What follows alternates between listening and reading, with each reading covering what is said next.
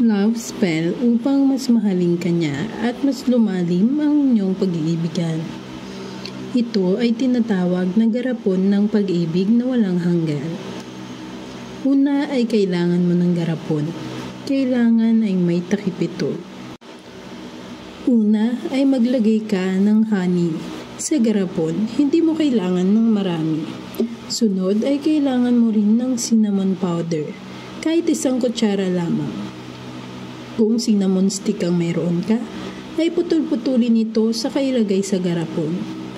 Maglagay ka rin ng 1 kutsarang asukal.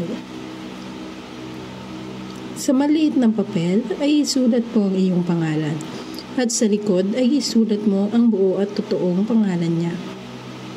Saka maglagay ng ilang patak ng iyong ihi sa loob ng garapon.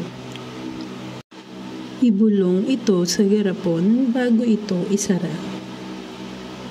Jess Malipos Z. Akin ka lamang, hindi ako mawawala sa iyong isipan, umaga man o gabi. Pag-ibig natin ay magliliyab at ang ating kaluluwa ay hindi na mawawalay pa sa isa't isa. Ngayon ay isara mo ang garapon ng mahigpit. Kumuha ka ng pulang tali at ipalibot ito sa buong garapon. Ibaon ito sa lupa o ipaanod sa ilog, dagat o lawa.